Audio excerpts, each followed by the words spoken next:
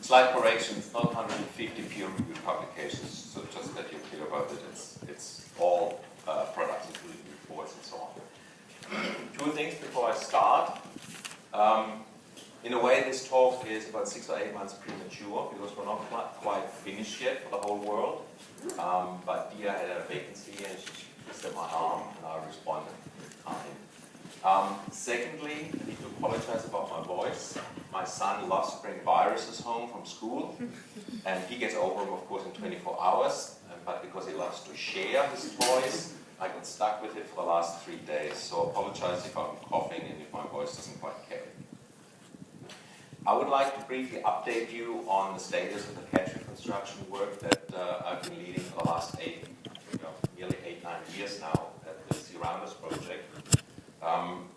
And what I would like to do is, most of you might already know this, but I would like to briefly talk you through the why and the how, and then talk you through a bunch of examples, both from the so-called North, developed countries, and from the so-called South, developing countries. And I try in a few instances to point at certain components that I think are relevant to know about. Now, this is about as good a place to start with the why.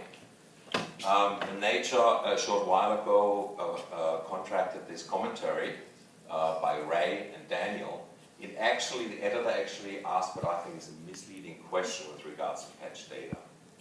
But let's leave that just standing for now, because even if you answer that question in the negative, there is still a reason to actually collect catch data, especially accurate catch data. And here's a couple of the reasons why. First of all, catch data gives us one of the most basic indicators about the size of a fishery. I'm not talking about the underlying stock, I'm talking about the fishery itself.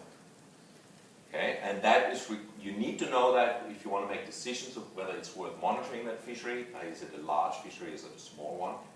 Okay, and how much resource to dedicate to its study. You can also get an idea of the gross value if you have fixed vessel prices and multiply it through. And that's really crucial for developing countries for negotiating access agreements with distant water fleets. And very often the distant water fleet countries, like Europe and North America, they have that sort of information. Yet their partner at the negotiating table, the host nation, very often don't have access to these kind of data at the required level of reliability or accuracy. You can also go a step further. You can talk about the magnitude of environmental impacts on fisheries, especially if you have catch rates from fisheries that are habitat damaging. And the last bit is, and Dia works quite a bit on that, you can look at the extent of criminal or illegal activity because of illegal foreign catches. It gives you sort of an idea of the overall magnitude. So you could actually argue that you don't really know a fishery unless you at the very least know its catch. There's of course lots of other data that it's good to have in addition to, but at the very least you need to know its catch. Since the fisheries, after all, is conducted to create a catch, which in most cases then is converted, of course, into dollars. And I have to say that because Rashid would never forgive me if I give a talk here and I don't mention the word dollars. So I apologize for this. Hope don't get any more interruptions. So this is where I think that accurate catch statistics come into the picture. Now, when fishery scientists work locally or regionally or in their own country, they very often use their own data or highly detailed local or regional data sets that they might have access to. And then very often there are relatively few problems with the accuracy of the data that they use. But when you work on foreign countries or on large scale or even globally, most of the actors and most of the scientists revert back to the FAO data. Because after all, it's the only data set that exists and that is freely available globally. However, FAO statistics are misleading, and you all know that, and there's been a lot of talk about it. I'd like to point out, however, FAO statistics are national statistics. Okay? FAO doesn't collect data, FAO has a mandate to report the data that the countries deem reporting to FAO. Now, why are they misleading? Because in most cases, that is with very few exceptions, and you all know about China, their FAO data and therefore national data are strongly biased downwards. because most countries don't deem fit to report on all their fisheries. Okay, they might have resource reasons because of funding limitations and all sorts of other reasons. However, it's mainly small-scale fisheries, in particular non-commercial fisheries, that kind of get left out of that. And I will talk you through this in a moment. So that's where catch reconstructions come into it. And they are based on two basic concepts or basic ideas. One, fisheries is a social activity that occurs in a country and in an economy. Therefore, it always leaves a shadow in that economy or in that country. That might be boat building, it might be the fuel supply, it might be the labor market, it might be retail, seafood consumption, and so on. And secondly, almost any estimate, as long as it's reasonable and conservative, even a so-called guesstimate based on that shadow is better than the alternative that's currently in place, and that is zero catch. Okay? And that always happens when the statisticians who build these official databases report. They take whatever is officially reported, and they might know that there's a recreational fishery, but hey, there's no data collection system, so I can't report on it. So in essence, what they're doing is what I call the no data equals zero catch. Now, when you work locally, you might be aware of that. You might even know where to go and find some of this data. But when you actually work globally, all that happens is things are being added up, and that becomes automatically a zero. So, that's enough for the why. The how. Many of you might already know that, so I'm not going to go through it in detail, but in essence, what we do is we closely examine the official data, including the national data, if we can get our hand on it. And that's not always possible, particularly for earlier time periods. We try to identify what is missing from these data. What sectors, over time, or what gears, what type of fisheries are missing. We extensively do literature reviews for fisheries in that country and for the history of the country itself, the fisheries history. We also try wherever possible to talk to local experts because they have knowledge that we don't. We try to incorporate that. Then we seek alternative information sources for all of these missing components in time and in space. And then finally, we use that to conservatively derive anchor points of catch in time and space. We then interpolate those, expand them countrywide, add them to the reported catch data, and voila, we have estimates of total catch. Now, this is what I always come across when I first approach people in another country. Say, look, you want to work with us to do this.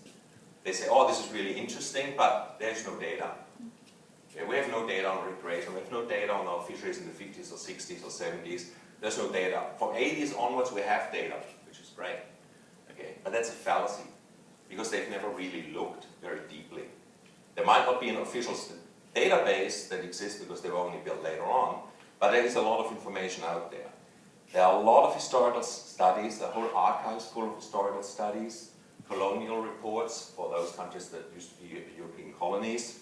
There's a lot of that literature is great. Government reports, NGO reports, and so on. You also should think outside the box. That is, you should move away from fishery science literature and you look at other sources.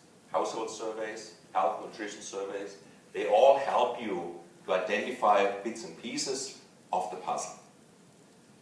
I've got here stock assessment reports, and indeed, particularly in Europe, the ICES working group, stock assessment report working group, they include data that the countries themselves don't report in the official electronic data that ICES publishes, which is the very data that Europe forwards to FAO as their global picture.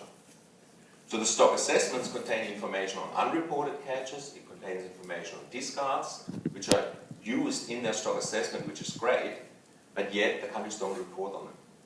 Which means that at the assessment level, they're being addressed, okay? But at the public picture that the country and the whole of Europe presents, they're completely missing. And finally, I cannot stress enough that local language literature should be considered. That's where local collaborators or people that speak the language come into it.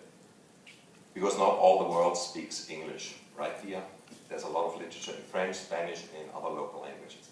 So far, we have well over 200 collaborators around the world We've used well over 4,000 publications. I've stopped counting at the moment. When I did those numbers, it came to approximately 35 sources per country. So that's a really rough average. And it excludes online sources, but I didn't count for this. Just to show you another point about this, no data for earlier time periods. These are the sort of 4,000 publications plotted over time of publication, the publication year. And you see that we have for all years on the spectrum, there are sources. Given not for every country, but overall. Yes, the majority is for the recent time period, as to be expected, easier to find, high publication rate, and so on. But even for the early time period, we find sources that we could use. This, by the way, is just the sum for publications prior to 1950, which we also used in some cases. So, enough about the method. Let me show you some results. All of this work started in the early 2000s when I got a contract from the US Western Pacific Fisheries Management Council, which is the official Fisheries Management Council, to look at the US Pacific Islands, American Samoa, Guam, Northern Mariana, Hawaii, and so on. Since then, I've expanded that work, and what I'll show you now is for the entire Pacific community, except Papua New Guinea, because that's in process at the moment. So, if we look at what is the official reported catch for these 21 countries, you get this. Now, I split out of here the industrial large pelagics, the large tunas and billfishes, and I'm going to remove them. Now, that's not to say that we don't deal with them, but we deal with them in the reconstructions separately to the individual country catches. Now, why do I exclude them from present consideration? Because most large pelagic catches in the Pacific are done by distant water fleets. Not all of them. For example, French Polynesia has a domestic tuna fleet, but most of them. So wherever I was certain that they were not domestic, I exclude them from present consideration. The reasons are two. First, there's relatively little beneficial ownership of these water fleets in country, even if they're charter or joint venture. And secondly, there's even less direct food security contribution by these fleets to the host countries in the Pacific. However, I fully recognize that there are significant economic contributions. There are many countries who depend on the access fees they get from these fleets as a major part of their national cash flow. So I'm going to show you one example in a bit detail, and then a bunch of examples in summary, and then we'll jump to all those 21 countries. Let's start with the Federated States of Micronesia. So this is the reported data that they present via FAO, excluding the large pelagics, and this is the reconstructed data. So it's about 4.5 times more than the total catch, and if you now split that by commercial versus non-commercial, you get something like that. Now what that tells you right away is that their data collection system more or less does a good job with the commercial data, right? Okay, some issues here, and more recently they're starting to also address some of the non-commercial stuff. It's a good trend that they improve their catch. However, if you purely rely on the data, it gives you a slightly different picture than when you look at the total. And most of the subsistence catch is still missing from the accounting system. You can continue with other countries. For example, Tokelau is an interesting one. They don't have a commercial fishery, everything is subsistence. And according to the official data prior to 1970, of course, no one ate any fish in that country. You can go on and on, but what you find, by and large, is that the commercial data, look at New Caledonia, is relatively well accounted for. By the way, the red is a line, okay, it's overlaid in comparison. So the commercial data is relatively well accounted for. Now, let's jump forward and pull all those 21 countries together. This is again the reported data that I showed you earlier, just slightly rescaled on the y-axis. And this is the total reconstructed. So total catches are just under 3 times higher than the recorded. And the reporting does a very good job of addressing commercial fisheries and to some extent also the non-commercial. But a substantial amount of non-commercial catches in the South Pacific are not accounted for. Now, that doesn't mean that these countries are unaware that this is going on, but they have no idea what the scale of it is until now. Now, let's jump out of the Pacific and go to Africa. Africa was also a project we did in the mid-2000s. particular two countries, Mozambique and Tanzania. And for Tanzania, we very quickly found out that the official FAO data only accounts for the islands of Zanzibar, which are part of Tanzania, starting in the 2000s. In the earlier time period, they only reported the mainland catch. Okay, there are historical reasons for that, political historical reasons, but we were able to recreate the catch all the way back to the 50s. Mozambique. Mozambique is one of the poorest countries in the world, yet surprisingly, it actually has a very good estimation system for the artisanal catches. But they only do it for about 115 out of over 500 landing sites. And 2 coastal provinces are entirely missing from the data collection system. They do a great job at stratifying the sampling at those 115 sites and a great job at raising it to the annual total at those 115, but they never raise it to the whole country. And if you do that, you see a substantial difference. Now, you notice this back here? About the time that we got involved with them, they were thinking about modifying the sampling scheme to start addressing some of these issues. And our work helped them convince themselves that it was a good idea. And as you can see, they're starting to come closer to what we estimate to be the total. This is amongst the biggest difference we've found so far. Not the biggest, but amongst the biggest. Now let's jump out of the south. Let's jump to the north, US. This is hot off the press. Ashley isn't here today. Ashley has the lead in this. And as far as I know, she used a massive amount of sources and data to derive this. In the dark color, you see the official reported data as far as FAO is concerned. It's all the commercial catch. However, the next little bar is unreported commercial. And it looks like there's an interesting story behind that, because we find discrepancies between the national NOAA data. There's the data that, that the US officially reports at the national level, and FAO data that the US provides to FAO, with FAO in most years being slightly lower. And it seems that the US in the NOAA data has a component that's called illegal catch, which are domestic illegal catches that they have estimates for and that they report nationally, but for some reason not all of that is forwarded to the FAO. So that's what we call unreported commercial. Unreported with regards to what they say to FAO. You've got to remember, FAO is usually our baseline against which we compare. Also, of course, they have unreported recreational. The US has an extensive system of recreational fisheries catch surveys where they estimate all sorts of information about recreational fishery, but the actual catches are not incorporated in the data they forward to FAO. Now, it doesn't seem very much, but as you all know, regionally, it can be quite significant. For example, in Florida, where Carl tries to catch as many fish as he can whenever he's down there, and he contributes substantially to the Florida recreational catch, right? All unreported. There you go, there you go. And if I'm not mistaken, Florida, the recreational catch is the same or even larger than some of their commercial fisheries, if I'm not mistaken. But countrywide, and remember this is only the mainland, it excludes Alaska and Hawaii, which is done separately. Countrywide, not that significant. The most significant part of the unreported are discards in the US. Now, if we split the discards by the 3 main coasts, East Coast, West Coast, and Gulf of Mexico, you see this. And again, Carl won't be surprised because the Gulf of Mexico has a major shrimp trawl fishery, and shrimp trawl fisheries very often have a high discard rate. So, I don't want to blast the US alone. Let's move to Europe. Germany, Baltic Sea of Germany. Okay, reconstructed catch is about 36% higher than the reported catch. And for the 2000s, unreported landings, commercial landings account for 44% of that, discards 36%, recreational about 20%. Unreported recreational catches of cod alone account for nearly 20% of the total catches of cod by Germany in the Baltic Sea.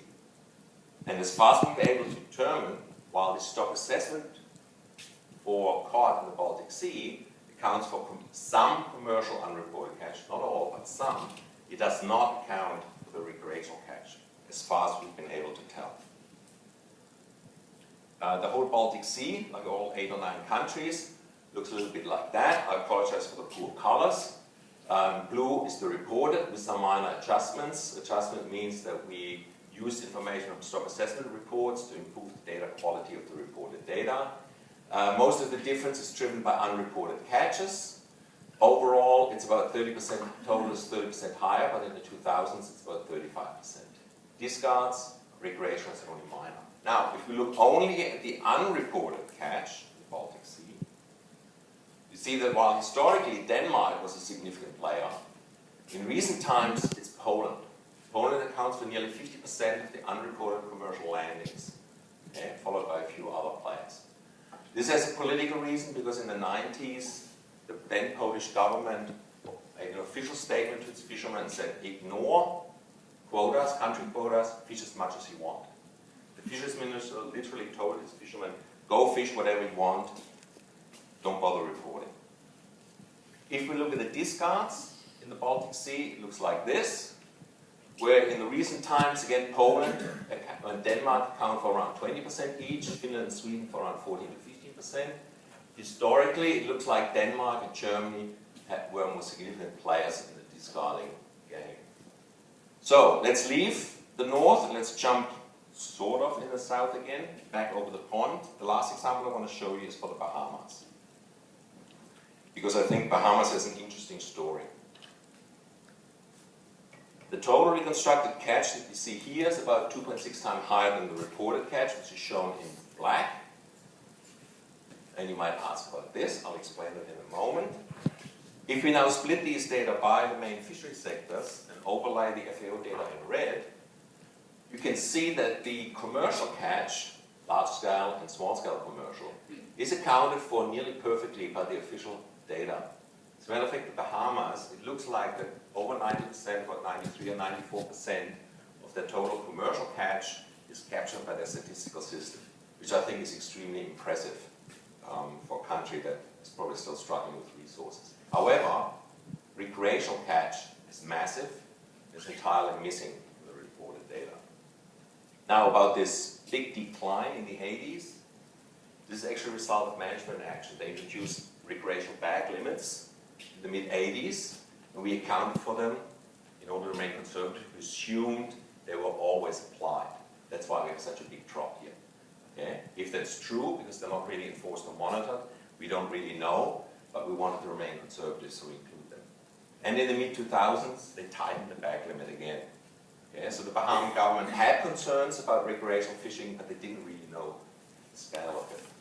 Now, interestingly, if you run a few numbers, you actually find that 55% of the total catch in the country is taken by recreational fishing.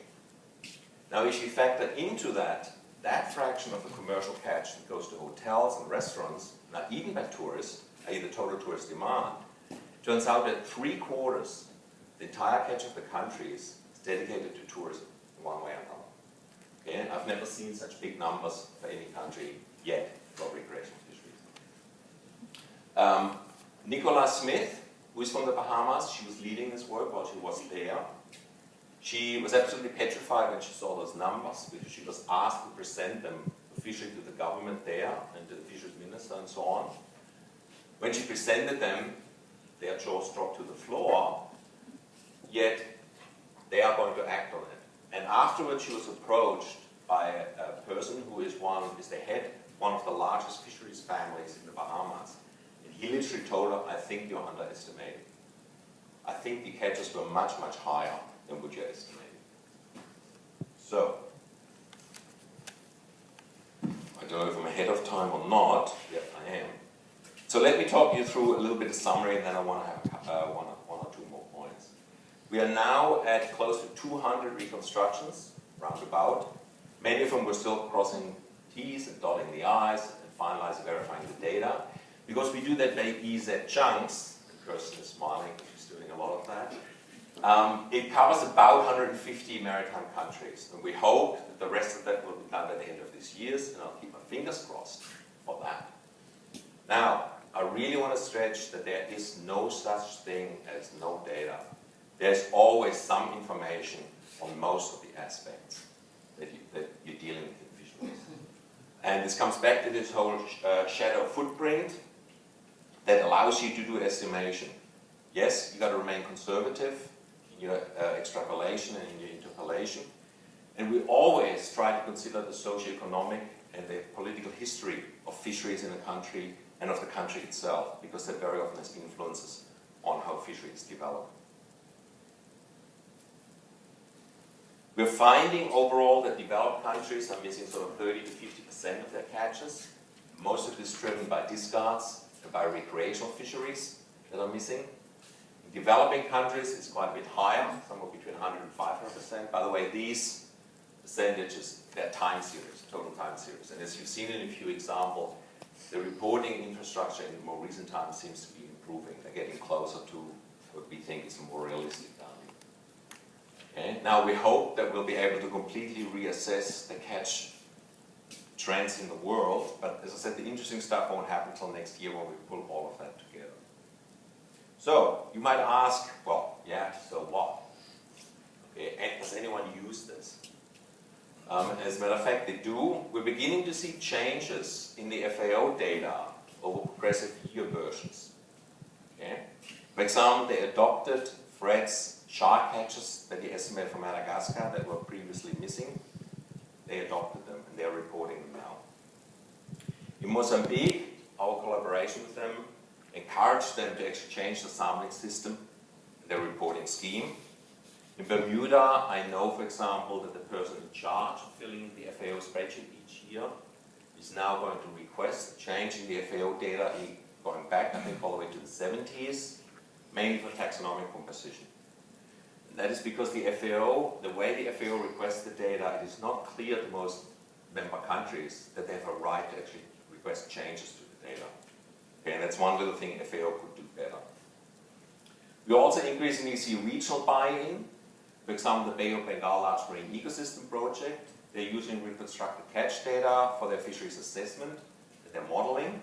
It's in progress right now, more for regional fisheries assessment. And also, the FAO has commissioned and funded, is about to publish the first catch reconstruction that comes directly through FAO funding.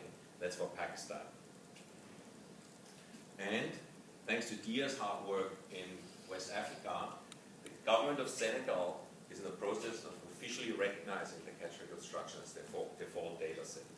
So I think we're slowly making inroads in this. You got to remember, FAO is not allowed to change the data unless the countries request it.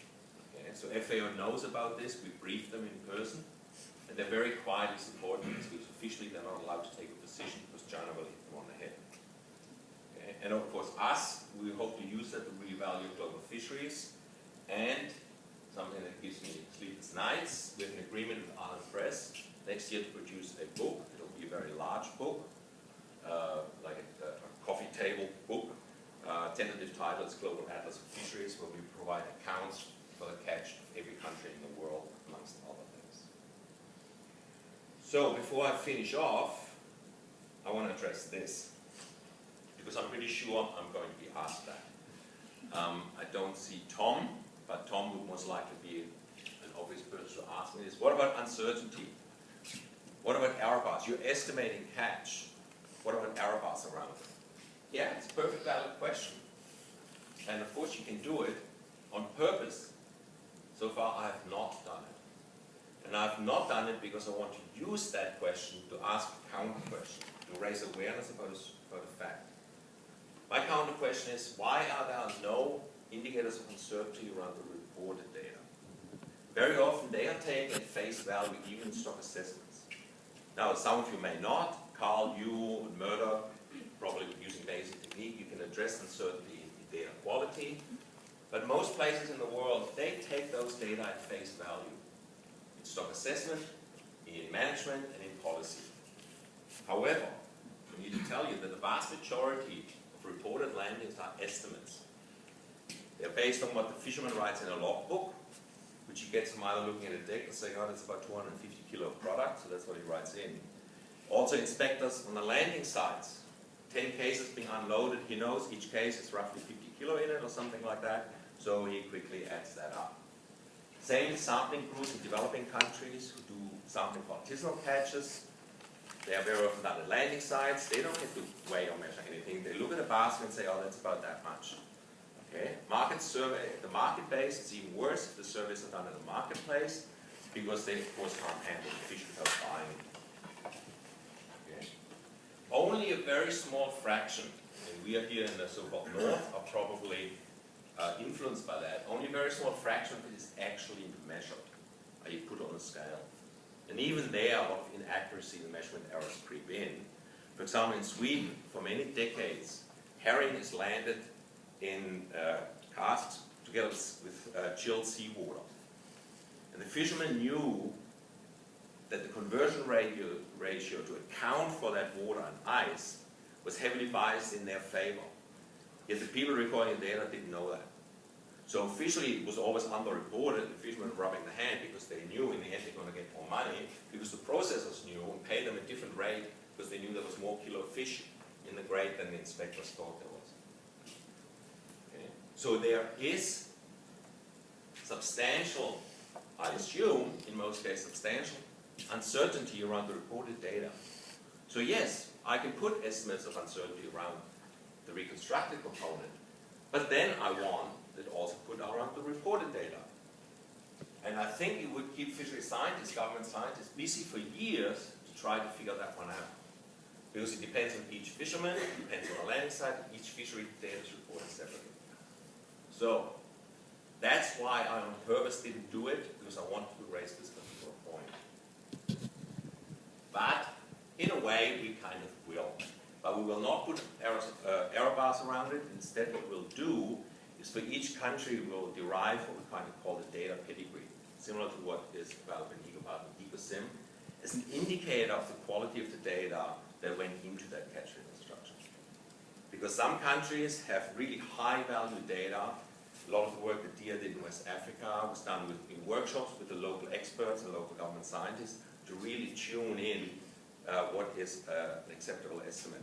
In other cases, North Korea, for example, of course you don't get anything from North Korea. There probably the data quality that went into it is much poorer quality.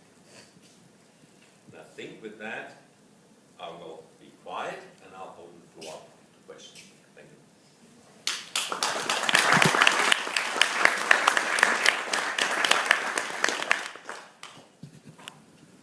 Sorry, I didn't bring my dog. Yeah, thank you. Have you ever had the opportunity to run through your projections of unreported by data sets that have become available somehow?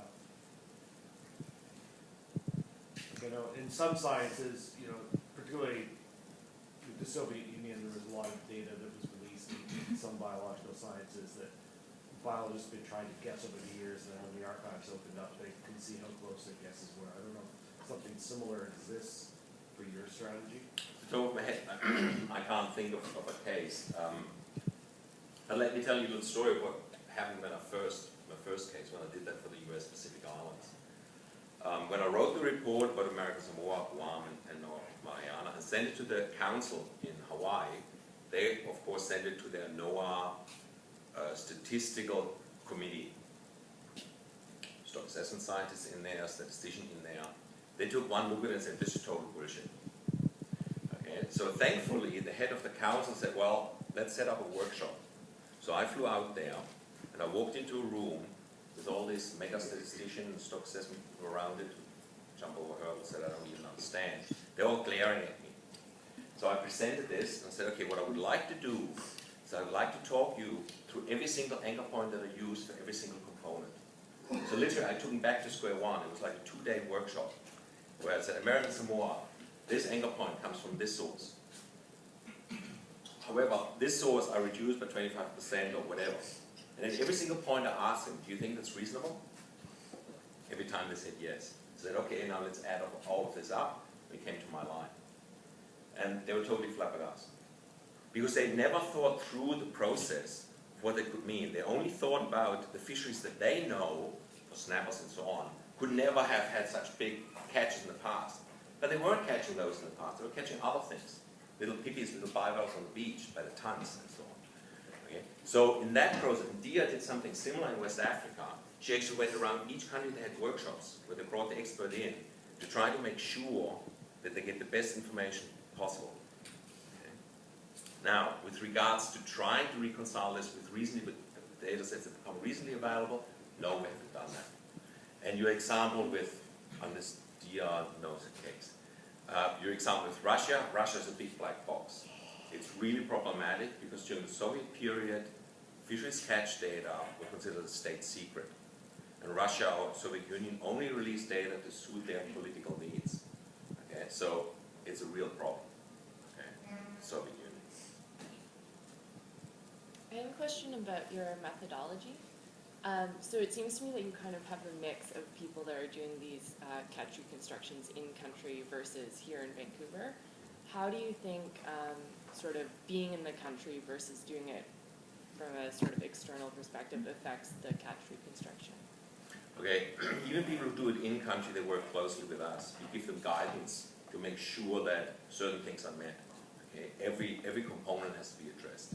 Because we very often come across and they say, oh yeah, we can do that, and they immediately hone back into what they know, commercial data. And they fiddle around the edges, oh here it was 1% misreported, and here discards were missing.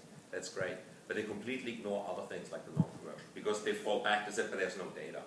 Very often we can actually point them to, but wait a minute, here was a study from 1948 or 49, or from 62, a report, that indicates something about this. Oh, I didn't even know about that. Okay, so it's a two-way street. We very often find that in-country reconstructions require a lot of assistance from us, but we don't tell them the data. We guide them to make sure that they cover all the bases. Carl? It's turned out that using reconstructions, especially like recreational catches, almost always has to go back into the 1950s by using demographic information. It's turned out that stock assessments are very, reconstruction will actually happen to the stock, are really sensitive to the assumptions made about those early periods. And in particular, we run into two things. One of them is that there wasn't actually targeting of some of the species at all earlier on. They were not considered worthwhile to target or keep. And the other thing, it was just the opposite of that the catch rates were sometimes much, much higher, so that the actual catches were much higher than you project from the demographic information. Have you run into either of those? Yes, we have. And the taxonomic component is the most difficult to address, because taxonomic information for the early time period is sometimes the hardest to get. But there are certain basic principles, such as ranids are very often targeted first, followed by snappers and so on. So we can have some guidance on that. With regards to the catch rate, yes, catch rates in the past very often much higher, but the percentage of the population participating, i.e. the number of fishes participating, was probably less. Okay? And in some instances that might cancel each other out, in other cases it may not. It might be a case-by-case basis. I'd have to talk, for the US for example, I'd have to talk to Ashley how she dealt with it for the early time periods, because I haven't assessed the report yet, because she's still writing it. So I don't know how she dealt with that problem in the United States, both in terms of the targeting and in terms of the catch rate versus participation. But we've come across this regularly. Have you done this reconstruction for Canada? We've done it for the BC coast. For the East Coast, it's still in progress. We've done it for the Arctic. And I actually thought I'd put the Arctic image in, but it seems like I forgot. For the Arctic Ocean, that's FAO 18, which is sort of from Hudson's Bay west all the way around to the western part of Russia, just before the border to Norway. The official data that the US, Canada, and Russia reported was virtually zero for the entire time period. Okay? And Canada in particular reported 0 catches for the official FAO 18, which is the Arctic. Okay? The catch reconstruction actually showed that there was substantial catch. At the top of my head, I don't know the numbers. I forgot the slide. But that catch reconstruction was actually done using Canadian sources, community by community, using all the coastal communities, same in Alaska. For Russia, Wilf had the lead in it. It was done slightly different. It was done by large marine ecosystems. But off the top of my head, I don't know the numbers. East Coast Canada is still in progress. I haven't seen anything. West Coast was done by Cam, former students of Tony, who has done this extensively in the past as well. There, I think the differences were also around 30%, something like that, mainly driven by discards. Yeah, thanks for your talk here. Speaking of discards, I was just, and you talked a bit about the differences between the north and the south, and it's understandable maybe that countries more north would have higher discard rate. I'm just curious, in your example of Mozambique, you showed a relatively substantial discard rate, and I'm wondering, in a developing country where food is so important for subsistence, what that might possibly be from. Okay, in most instances, the discard that we have, we're very conservative with estimating the discards. We generally focus on the major gears, and it comes mainly from industrial gears, particular trawl gear, okay, and some gill net, drift gill net gear. And in case of Mozambique, they have a shrimp trawl fishery. That's an industrial, but a domestic industrial, and that's where these discards come from. However, in many developing countries, including Mozambique, a lot of the unwanted bycatch that the fisherman brings on board, the moment he dumps his net on the board, he has dozens of artisanal fishermen come up to the side of the boat, and he shovels the so-called discard over the side onto those boats, and they take it to shore and they sell it. That's already accounted for. Literally, we're only counting what is being discarded back into the ocean. And in most instances, we can account for mortality rate for that as well. What it does not include is underwater discards. So fish that are damaged by the gear with unknown mortality rate, that's not included in this. It's called slippage and underwater discards. That's not included. It's only onboard discards. Two short questions. Where are you drawing the line between small scale and large scale fishery? In tonnage or footage? Sorry? In tonnage or length? Okay, that varies by country. If a country has a definition, we accept that definition. When it doesn't, we try to find a regional equivalent, or we do the best we can. But it usually is based on either vessel size, maybe by length or by weight, 10 meters, 15 meters, 8 meters, in that sort of range. It's not so often done by tonnage, but I think in some instances, I think we've done it by tonnage. However, what we generally insist on is if it is a pulled gear, like a dredge or trawl, we generally consider that large scale, even if the boat is only a 10-meter boat. Okay. But by and large, we use the country's definition. And the second question, I like the work you've done. Thank you. It's really good. But you're talking about Canada, and I'm concerned about the shrimp fishery that we have on the west coast here. And when we get our landing results, you have, for example, in the area, Fraser River area, you get side stripe and pink shrimp. Now, the side stripe that are reported are all female, of a large size. The males, as you know, in the switching period at 18 months, they're all put into the pink shrimp catches. Do you have that problem anywhere else? You mean taxonomic problems? Yeah. One of the biggest problems that we find is taxonomic accounting. It is really horrendous. Some countries do a relatively good job, but again, it depends at what point is this being reported. And a fisherman calls a shrimp, and he might not be able to distinguish between species, or says, well, yeah, I can sell it all as shrimp X, and that's what it ends up reporting at. Yeah. In other instances, we find situations where the lumping is done to such extent that 80% of the total catch is called marine fishes in the eye, miscellaneous. It's just something. Okay. We try wherever possible to improve on this breakdown, because there are usually local studies that help you say, well, you know, it consists of 40% of groupers and 20% snappers. So we use that information to try to improve it. But we can't always do that. I've noticed with some of the observers, they don't have the ability to identify the species status between side stripe and pink shrimp, either smooth or spiny. Yeah. And Canada's not alone in that. In most countries, it's even this worse. throws our records right out because we don't know how many side stripes are landed with the shrimp, depending on the depth.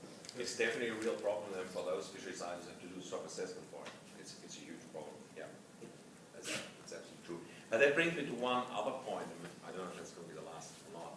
I alluded to earlier that with the FAO data versus the national data, one thing that FAO, at least until recently, continue to do is they pool data. So if a country decides to report 150 taxa to catch for, if FAO gets this data and sees, oh, these 15 taxa we haven't had before, or it's only a low tonnage, whatever, they very often pool it up, either to the family level or even to a higher pool group. That's why if you compare national data with FAO data taxonomically, you very often have a problem. I think that is really a bad practice that FAO does, and they are aware of it, and I get a suspicion that they're starting to improve on that. But you also got to remember there might be 2 or 3 people in the FAO statistics office that have to deal with all 200 data sets that they're supposed to get each year, which by the way they don't always get. Some years up to 50% of all countries don't return data to FAO. Okay, so they have a real problem as well. Some they're aware of, some they can't address. Other questions? One last question, actually. Yeah, I was just wondering how you were using the term subsistence fishery here. Were you using it synonymously with artisanal, or were you referring No.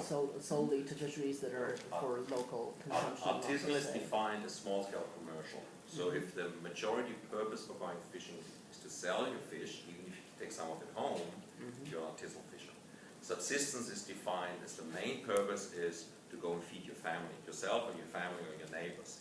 But of course, if you catch something that's valuable or you have a catch that exceeds your needs, you might sell it. But it's still That's what I considered thought. subsistence. That's what I thought. Just wanted to be clear. Thanks.